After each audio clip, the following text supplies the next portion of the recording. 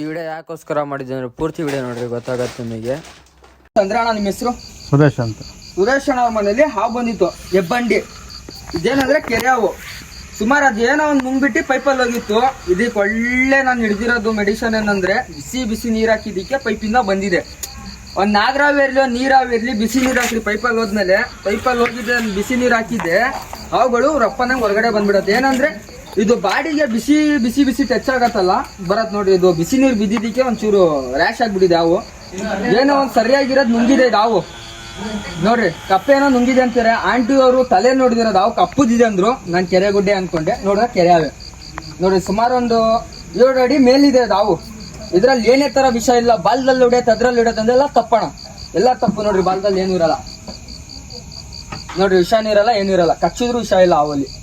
ಏನೇ ಒಂದಿರ್ಲಿ ಫೋನ್ ಮಾಡ್ರಿ ಆ ವಿಡಿಯೋರಿಗೆ, ನನಗೇ ಮಾಡ್ರಿ ಅಂತ ಹೇಳಲ್ಲ ಅಣ್ಣ. ಯಾರೇ ಒಬ್ರಿಗೆ ಫೋನ್ ಮಾಡಿ ರೆಸ್ಕ್ಯೂ ಮಾಡ್ಕೊಂಡು ಹೋಗ್ತಾರೆ. ಹಾವುಗಳು ದಯವಿಟ್ಟು ಸಾಸಕ್ ಹೋಗ್ಬಿಡಿ. ಅದು ಒಂದು ಬಾಯಿಲ್ಲ ಪ್ರಾಣಿ ಪಾಪ. ಏನೇ ಒಂದು ಇವಾಗ ಹತ್ರ ಹುಷಾರಾಗಿರಿ. ಸಣ್ಣ ಮಕ್ಳಿಗೆ ಹೊರಗಡೆ ಬಿಡಕ್ ಹೋಗ್ಬಿಡಿ.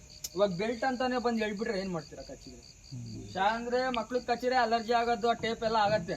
ನಿಮಗೂ ಆಗತ್ತೆ, ನಮಿಗೂ ಆಗತ್ತೆ ಕಚ್ಚಿದ್ರೆ.